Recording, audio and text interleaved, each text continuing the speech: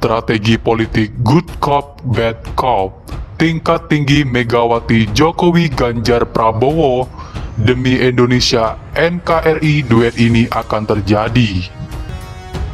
Banyak teman pendukung Jokowi yang mengkritik Bu Megawati atas pidatonya waktu ulang tahun PDI Perjuangan ke-50 kemarin. Mereka beranggapan kalau mereka dulu memilih Jokowi karena sosok, bukan karena dia dari partai PDI Perjuangan. Saya setuju, kita melihat pemimpin itu dari rekam jejaknya, bukan dari mana dia berasal. Tapi yang nggak boleh dilupakan, partai adalah kawah candra di muka seorang calon pemimpin. Lewat partailah seorang calon pemimpin digembleng habis-habisan untuk mengemban visi dan misi partai. Nah, PDI Perjuangan sebagai partai berbasis politik kerakyatan memang merancang secara matang agenda politiknya, di mana rakyat menjadi sosok penting dalam seluruh proses konsolidasi politik. Meski sepanjang 2 tahun ini, publik sendiri seakan greget, tak sabar untuk menunggu pencalonan presiden dari PDI Perjuangan, termasuk saya. Dengan Ibu Mega masih belum mengumumkan nama capresnya hari ini, itu kan menunjukkan bahwa Bu Mega sedang menjaga Pak Jokowi agar terus tampil sebagai sorot utama, sebagai presiden Indonesia yang belum ada saingannya sampai sekarang. Kalau PDI Perjuangan sudah mengumumkan sama seperti Nasdem bulan November, Oktober lalu gitu ya, pasti sekarang udah nggak bicara Pak Jokowi, orang udah bicara sama capres yang mau diusung sama PDI Perjuangan. Disambut meriah saat datang ke acara HUT PDIP, Ganjar harus berakhir duduk di kursi belakang, walaupun gak belakang-belakang amat. Tapi kok penulis malah jadi makin yakin kalau PDIP akan memajukan Ganjar ya? Menjawab hal ini tidaklah mudah. Jadi penulis warning kalau ini akan jadi artikel terpanjang penulis yang biasa menulis maksimal 700 kata.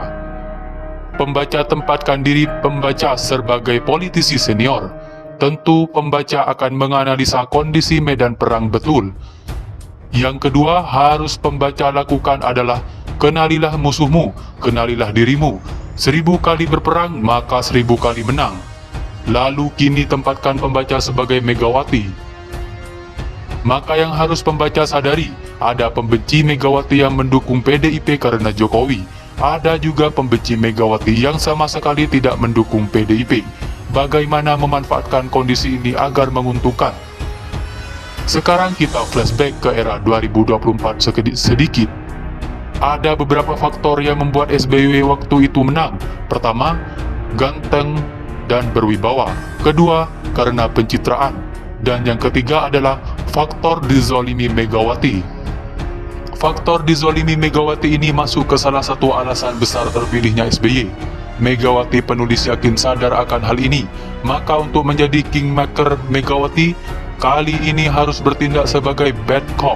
Tapi kali ini yang dizolimi bukan ketua atau anggota partai lain, melainkan Ganjar Pranowo sebagai kader PDIP sendiri. Megawati sadar jika dia menzolimi calon lain misal Anies, maka para pembenci Megawati ini akan menaruh simpati kepada Anies dan itu akan menguntungkan pihak luar. Karena hal ini dalam pidatonya kali ini, Megawati lebih fokus ke dalam PDIP itu sendiri. Lalu bagaimana dengan kesan Megawati menzolimi Jokowi? Ini sederhana, karena toh Jokowi sebagai kingmaker juga condong ke kubu Ganjar. Tercatat Jokowi setiap kali bertemu relawan, pertama kali Jokowi bicara dukungan politik adalah di acara relawan Ganjar. Kita jangan dulu kesal dengan Megawati yang bilang kalau tanpa PDIP Jokowi kasihan deh, fokus pada frasa legal formal. Maka memang betul kalau siapapun termasuk Jokowi secara legal formal tidak bisa jadi presiden kalau tidak didukung partai politik, yang mana pengusung utama saat itu adalah PDIP. Ini kan seperti pembicaraan mana yang dulu seayam atau telur. Satu sisi, Jokowi bisa maju sebagai capres karena PDIP, tapi di sisi lain suara PDIP naik juga karena Jokowi. Hanya perlu dibedakan antara Pileg dan Pilpres.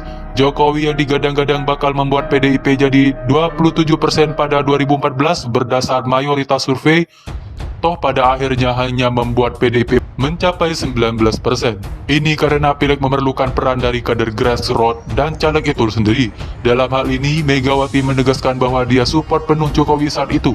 Artinya saat ini dia juga akan support para caleg lewat kader-kader di grassroots untuk memenangkan mereka, tentunya dengan support sistem khas PDIP. Sampai sini penulis yakin banyak pembaca, pendukung Jokowi, relawan Ganjar yang masih kesal dengan Megawati. Ini bagi penulis hanya berarti satu hal, peran Megawati sebagai bad cop sejauh ini berhasil dan masih akan terus dilakukan. Lalu sampai kapan Megawati akan main sebagai bad cop ini? Sederhana, sampai dukungan terhadap Ganjar di masyarakat klimaks. Jadi sampai ini Ganjar belum dideklarasikan sebagai capres, maka bagi penulis ini hanyalah sinyal untuk relawan Ganjar bekerja lebih maksimal lagi.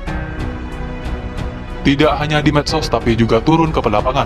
Seperti kita ketahui, lawan politik kubu sono sendiri walaupun berulang kali ngeles, tapi mereka meminta PDIP untuk segera mengumumkan capres.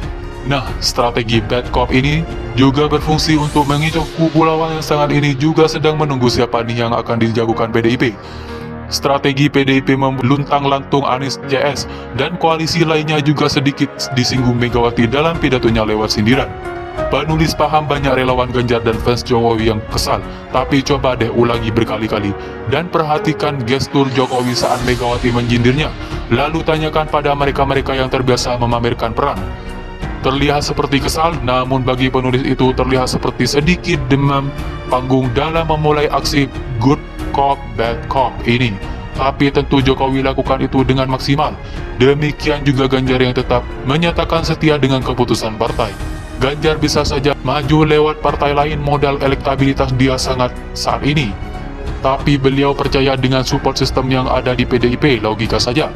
Kalau tanpa kepastian maka dia ikut koalisi lain. Ganjar bisa memberi pelajaran pada PDIP karena yang diuntungkan nanti adalah partai lain. Dengan menunggu PDIP maka sudah tanpa kepastian lama menunggu, dan pada akhirnya kalau dimajukan PDIP yang untung.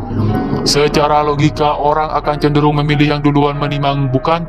Kalau bisnis contohnya, ada dua orang yang memberikan keuntungan serupa, maka yang akan dipilih adalah yang pertama menawarkan. Kenapa? Karena selain cepat memberikan kepastian juga kita bisa segera mengerjakan proyek. Ganjar juga manusia, penulis yakin Ganjar tidak asal ia tanpa diberikan kepastian. Malah penulis yakin PDIP sudah menyiapkan Ganjar sebelum ada isu agar Ganjar maju lewat partai lain. Hanya saja perlu memainkan strategi dizolimi dulu lewat taktik good cop bad cop. Sekarang pertanyaan terakhir, apakah ia Megawati seikhlas itu dianggap villain demi memenangkan orang lain kalau akhirnya Ganjar dimajukan di PDIP? Bisa saja kan masyarakat menganggap itu bukan jasa Megawati, melainkan karena tuntutan rakyat dan agar PDIP menang. Well, kewarganegaraan Mega sudah teruji saat memajukan Jokowi sebagai capres. Masih kurang puluhan tahun di bawah tekanan Soeharto, jauh dari kekuasaan. Masih kurang 10 tahun rela oposisi demi memberikan pendidikan politik yang benar. Bagaimana peran oposisi dalam demokrasi? Tujuannya bukan benar salah, tapi keseimbangan demokrasi. Terkadang tidak konsisten, iya. Tapi itulah oposisi. Kalau pemerintah bilang A, maka oposisi harus memberi alternatif B. Kalau pemerintah bilang C, maka oposisi harus memberi alternatif D, B, dan D. Kadang kontradiksi, tapi harus diambil demi menjaga keseimbangan demokrasi. Tolong bedakan dengan yang asal jadi oposisi karena pecatan atau sakit hati ya. So, politik itu berbicara strategi dan jangan polos-polos amat gitu loh. Segera sesuai diartikan secara literal sampai baper. Ada satu hal yang harus pembaca tahu, dalam politik agar kuat dan bertahan itu harus punya mental Joker head leader, yaitu why so serious? Kalau semua dibawa baper, yang ada hanya kecewa dan sakit hati, tak berkesudahan seperti Kadrun. Baper sendiri, sakit hati sendiri, sampai akhirnya gila sendiri. Kalau sudah gila ya salah siapa? Ya Jokowi lagi. Begitulah kira-kira.